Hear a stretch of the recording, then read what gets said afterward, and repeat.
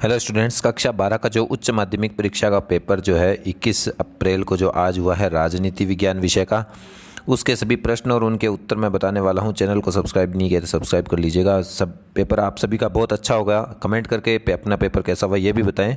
साथ ही आपको मैं इनके उत्तर सभी अच्छी तरह से बताऊँगा। मैंने जो अच्छे इंपॉर्टेंट प्रश्न बताए थे उन्हीं में से बहुत से प्रश्न आए हैं, आपको बहुत फ़ायदा हुआ होगा। सबसे पहला प्रश्न है, उत्तर अटलांटिक संधि संगठन यानी नाटो की स्थापना कब हुई? पहले का उत्तर है 1949। आप मिलान कर लीजिएगा। कमेंट बॉक्स में ज़रूर बताइएगा आपका पेपर कैसा हुआ। दूसरा है, सोवियत संघ का उत्तराधिकारी राज्य किस स्वीकार किया गया? इसका उत्तर हो जाएगा रूस। अगला है, 7 दलों का गठबंधन 7 पार्टी अलायंस किस देश से संबंधित है? तो इसका सही उत्तर हो जाएगा ए, नेपाल। अगला है, संयुक्त राष्ट्र संघ की स्थापना कब हुई? तो ये हुई थी 24 अक्टूबर 1945 को। नेक्स्ट है, आतंकवादियों ने वर्ल्ड ट्रेड सेंटर पर हमला कब किया? 11 सितंबर 2001। इसका सही उत्तर है। नेक्स्ट है, पृथ्वी सम्मेलन किस देश में आयोजित हुआ? तो सही उत्तर है द ब्राज़ील। अच्छा, अगला प्रश्न है, राज्य पुनर्गठन आयोग की स्थापना कब हुई? तो ये हुई थी 1953 में। इसका सही उत्तर है। भारत में पहले चुनाव आयुक्त कौन थे? तो सुकुमार सेन। इसका सही उत्तर है। नेक्स्ट है, milkman of India Verghese Kurien. ये भी मैंने इंपॉर्टेंट प्रश्नों में बताए थे। ये लगभग सभी एपिसोड वाले प्रश्न हैं, मेरे द्वारा बताए गए वीडियो में से आए हैं, आपने पहले तैयार किए होंगे। गरीबी हटाओ का नारा किसने दिया? तो इसका सही उत्तर है इंदिरा गांधी। नेक्स्ट है, नामदेव ढसाल ने अपनी कविता में सूरजमुखी आशीषों वाला फ़कीर किसे कहा है? आपको बहुत बार ये प्रश्न मेरे वीडियो में मिल गया होगा। डॉक्टर भीमराव अंबेडकर, BR अम्बेडकर इसका सही उत्तर होगा। 1984 के लोकसभा चुनाव में कांग्रेस ने कुल कितने सीटें जीती? तो 415 सीटें कांग्रेस ने उसमें जीती। अब है रिक्त स्थान के प्रश्न।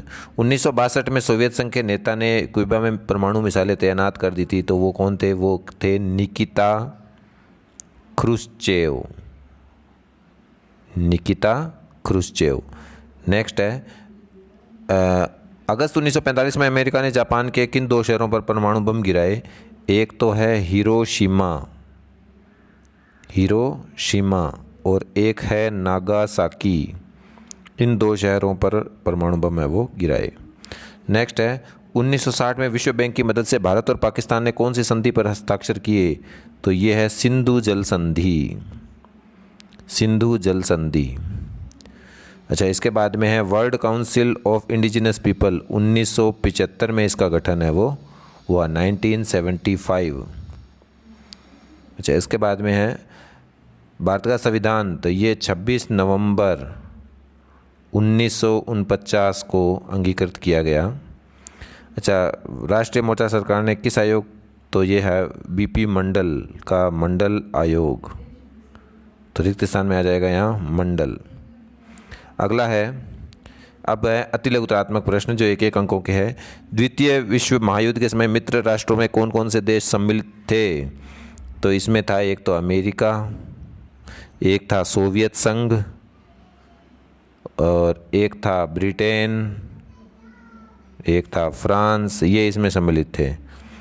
अच्छा, अगला प्रश्न है, भारत और बांग्लादेश के बीच में गंगा नदी बंटवारे को लेकर के कौन सी संधि पर हस्ताक्षर हुए? तो इसका उत्तर होगा फरक्का जल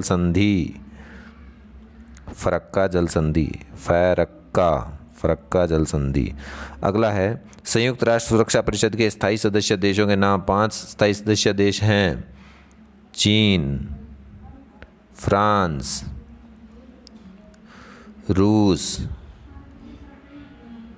ब्रिटेन और अमेरिका। ये 5 स्थायी सदस्य देश जो है संयुक्त राष्ट्र संघ की सुरक्षा परिषद में है। अगला है, सुरक्षा की अपारंपरिक धारणा के 2 पक्ष बताइए। तो 2 पक्ष हैं, एक तो है मानवता की सुरक्षा, एक है विश्व सुरक्षा। ये 2 पक्ष हैं, मानवता की सुरक्षा और विश्व सुरक्षा। अगला है, जैविक हथियार संधि कब हुई? तो ये हुई थी 1972 में। मानवता की साझी विरासत में क्या क्या शामिल है? एक तो वायुमंडल, छठे का उत्तर है एक तो वायुमंडल। दोबारा बता देता हूँ, छठे का वायुमंडल, समुद्री सतह अंटार्कटिका और बाहरी अंतरिक्ष ये सभी इसमें सम्मिलित है। अंटार्कटिका वायुमंडल समुद्री सतह है और बाहरी अंतरिक्ष।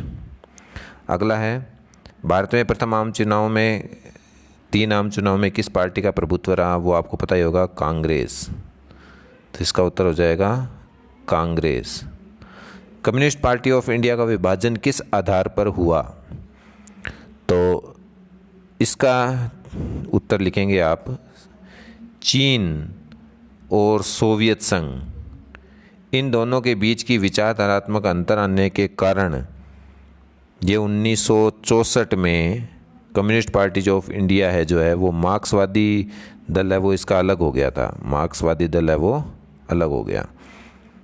तो इस कारण से इस आधार पर विभाजन हुआ। अगला है, बॉम्बे प्लान क्या है? तो बॉम्बे प्लान 1944 में उद्योगपतियों के समूह ने देश में नियोजित अर्थव्यवस्था चलाने का एक संयुक्त मसौदा, संयुक्त प्रस्ताव पेश किया। दोबारा सुन लीजिएगा, 1944 में उद्योगपतियों के एक समूह ने देश में नियोजित अर्थव्यवस्था चलाने का एक संयुक्त प्रस्ताव जो तैयार किया वो कहलाता है बॉम्बे प्लान।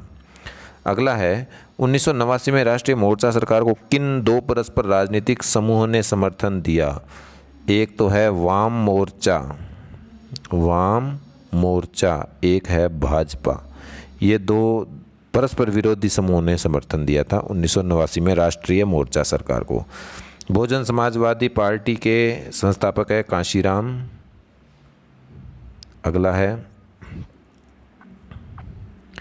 बामसेफ का प्रमुख उद्देश्य क्या था? Backward and minority employees federation, यानी भारत में जो व्याप्त जो गैर बराबरी है उन सभी लोगों में बराबरी स्थापित करना, या फिर दलित और पिछड़े वर्ग जो हैं उनको समाज में उनकी समानता के रूप में उनको स्थापित करना, ये बामसेफ का प्रमुख उद्देश्य था। अगला है, अब कुछ लघुतरात्मक प्रश्न हैं, उनके छोटे छोटे उत्तर शॉर्ट में बता देता हूँ मैं आपको। शीत युद्ध के दौरान जो है छोटे देश महाशक्तियों के लिए उपयोगी क्यों थे? कोई 2 कारण बताइए। एक तो जो संसाधन है, महत्वपूर्ण संसाधन है, उन पर अपना हक जमाना चाहते थे, इसलिए संसाधनों के रूप में उपयोगी थे छोटे छोटे देश जहाँ। और एक ये यहाँ सैनिक अड्डे स्थापित कर सकते थे, तो ये उनके लिए बहुत ज़्यादा उपयोगी थे। अगला है, गुटनिरपेक्षता नीति ने भारत का हित साधन किया? कोई 2 तर्क दीजिए। एक तर्क दे सकते हैं आप कि भारत इससे स्वतंत्र रूप से अंतर्राष्ट्रीय फैसले ले सकता है, स्वतंत्र रूप से अंतर्राष्ट्रीय फैसले भारत है वो ले सकता है। दूसरा पॉइंट आप लिखेंगे इसमें, दोनों महाशक्तियों का सहयोग भारत प्राप्त कर सकता है, दोनों महाशक्तियों का भारत सहयोग प्राप्त कर सकता था उस समय। एक और पॉइंट अगर लिखना चाहो तो आप लिख सकते हो, स्वतंत्र नीति निर्धारण में भारत है वो स्वतंत्र नीति निर्धारण कर सकता है। तो ये सब पॉइंट कोई 2 तर्क देने थे। शॉक थेरेपी का संक्षेप में अर्थ बताना है। शॉक थेरेपी का मतलब क्या है? आघात पहुंचाकर उपचार करना। शॉक थेरेपी का वैसे सामान्य अर्थ है आघात पहुंचाकर उपचार करना, लेकिन अगर आप वैसे विस्तार में लिखना चाहे तो धीरे धीरे परिवर्तन न करके एकदम से आमूलचूल परिवर्तन किया। जो सोवियत संघ के उसमें जो रूस था उसमें तो वो निजी जैसे स्वामित्व बढ़ गया, उसे मुक्त व्यापार हुआ, वित्तीय खुलापन बढ़ गया, तो ये सब आप इसमें लिख सकते हो। उसका प्रभाव दुष्प्रभाव हुआ और सोवियत संघ है उसको बहुत ज़्यादा नुकसान उठाना पड़ा। सोवियत संघ के विघटन के 2 प्रभाव बताइए, अगला प्रश्न है। तो 2 प्रभाव में आप एक तो लिख सकते हैं इससे, एक तो शीत युद्ध समाप्त हो गया, शीत युद्ध समाप्त हो गया, एक ध्रुवीय विश्व बन गया, एक ध्रुवीय विश्व, और अनेक नए देश भी स्वतंत्र हुए। तो ये 3 पॉइंट आप कोई 2 प्रभाव लिखने से 3 लिख दिए। अगला है, श्रीलंका में लिट्टे की प्रमुख मांग क्या थी? तो श्रीलंका में लिट्टे की मांग थी, श्रीलंका में तमिलों के लिए अलग देश, पृथक देश की मांग, इनकी मांग थी। श्रीलंका में तमिल जो है उनके लिए पृथक देश यानी अलग देश की मांग। अगला है, भारत और पाकिस्तान के बीच तनाव के 2 कारण बताइए। तो एक कारण लिख सकते हो आप सीमा विवाद, सरक्रीक विवाद, सरक्रीक सीमा विवाद भी लिख सकते हो, सियाचिन ग्लेशियर को लेकर के हो सकता है।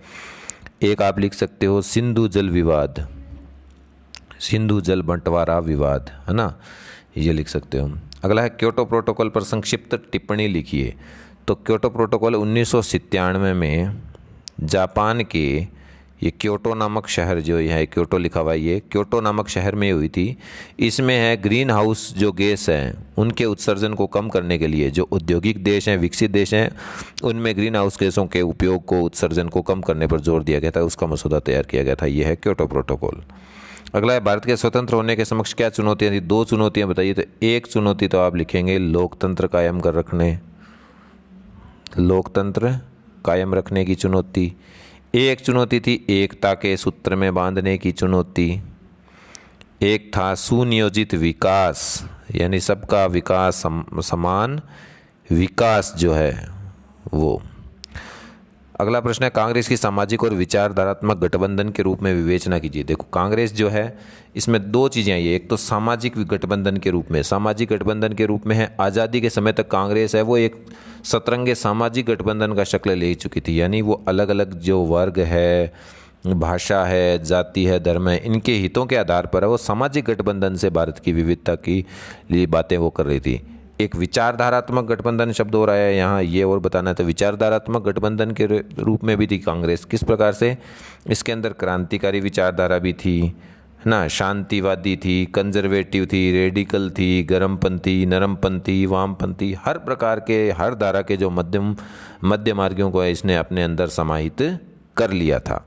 तो इस तरह से ये सामाजिक और विचारात्मक गठबंधन के रूप में होगा। अगला है ऑपरेशन फ्लड को समझाना है। ऑपरेशन फ्लड है, आपने श्वेत क्रांति के बारे में पढ़ा होगा, तो वही ऑपरेशन फ्लड से संबंधित है। ऑपरेशन फ्लड में क्या होता है, ये सबसे पहले कब आया? तो ये 1970 में ऑपरेशन फ्लड आया था। ये ऑपरेशन फ्लड जो योजना है ये 1970 में है। ये ग्रामीण विकास कार्यक्रम के रूप में है, श्वेत क्रांति के रूप में। इसके अंतर्गत जो सहकारी दूध उत्पादक थे उनके दूध के उत्पादन और वितरण को एक राष्ट्रव्यापी तंत्र से जोड़ दिया गया था। एक तरह से ये डेयरी कार्यक्रम था, लेकिन ये विस्तार रूप से ग्रामीण क्षेत्रों में लोगों को इसमें रोजगार भी मिला, और ताकि ग्रामीण लोगों को जो उनकी गरीबी है वो भी दूर हो, इन सब चीज़ों पर ध्यान रखा गया। और महिलाओं की भागीदारी बढ़ी, यानी मुख्य रूप से सहकारी जो दूध उत्पादक है उनकी सदस्य संख्या उसकी बढ़ी। अगला है प्रीवी पर्स से क्या आशय है, समझाइए। तो जब रियासतों का विलय हुआ उस समय राजा महाराजाओं को एक शर्त के तहत उनको सुविधाएं, वेतन, भत्ते, पेंशन वगैरह जो दी जाती थी वो प्रीवी पर्स कहलाती, जो इंदिरा गांधी ने उसे बंद करने के लिए कहा था। अगला है चिपको आंदोलन का कारण और परिणाम बताने हैं। तो चिपको आंदोलन के कारण जो थे, पहले कारण बता देता हूँ मैं। चिपको आंदोलन के कारण, तो कारण में पहला हो गया वनों की कटाई जो है वो करने के लिए एक जो प्राइवेट जो कंपनी थी, खेल निर्माण सामग्री की जो कंपनी थी, उसको उसका ठेका दे दिया वनों को काटने का, जबकि वहाँ के स्थानीय लोगों को वन काटने की अनुमति नहीं थी। दूसरा है कि जो प्राकृतिक नियंत्रण है, प्रकृति पर जो नियंत्रण है वो बाहरी नियंत्रण से मुक्त हो, और वहाँ के लोकल जो लोग हैं, मूलवासी हैं, उनको इसके कटाई के अधिकार मिले, उनके उपयोग का अधिकार मिले। इस कारण से उन्होंने चिपको आंदोलन किया। अब इसके परिणाम बताने हैं। परिणाम देखो, परिणाम है एक तो ये लिख सकते हो, कटाई पर रोक लगा दी थी बाद में अगले 15 सालों तक, है ना। एक अन्य आंदोलनों हेतु लोग है वो प्रेरित हुए। इस आंदोलन को देख करके बहुत से अन्य आंदोलन हेतु लोगों में प्रेरणा जगी। अगला है लोकसभा चुनाव 2004 के पश्चात जो सहमति बनी, व्यापक सहमति दलों के बीच में, किन्हीं 2 पर संक्षिप्त टिप्पणी लिखनी है, विवेचना करनी है। तो पहली सहमति बनी थी वो बनी थी नई आर्थिक नीति पर, नई आर्थिक नीति पर सहमति बनी। दूसरी सहमति बनी है वो पिछड़ी जाति जो है, पिछड़ी जो जातियाँ हैं उनके सामाजिक राजनीतिक दावे की स्वीकृति, और प्रांतीय दलों की जो भूमिका है उसको भी बढ़ाया गया। ये पॉइंट लिख सकते हो। तीसरा, एक चौथा पॉइंट आप लिख सकते हो विचारधारात्मक सहमति के बगैर राजनीतिक गठजोड़। ये 4 पॉइंट मैंने आपको बताएं, ये आप लिख सकते हो उसमें। अच्छा, इसके बाद में है कुछ बड़े दीर्घ उत्तरीय प्रश्न हैं। सोवियत संघ का विघटन क्यों हुआ, कोई 3 कारण है। भारत का रूस के साथ घनिष्ठ संबंध है, उसके भारत को क्या लाभ हुए। ये कुछ बड़े निबंधात्मक और दीर्घ उत्तरीय प्रश्न हैं। ये प्रश्न संख्या 18, इन दोनों में से कोई एक करने थे। अच्छा, इसके बाद में प्रश्न संख्या 20 और प्रश्न संख्या 21 और 22 ये प्रश्न हैं। बाकी प्रश्न आप बड़े प्रश्न हैं, उत्तर मैं बता नहीं सकता बोल करके, इनको कीजिएगा। आपका पेपर कैसा हुआ कमेंट करके हमें ज़रूर बताइएगा।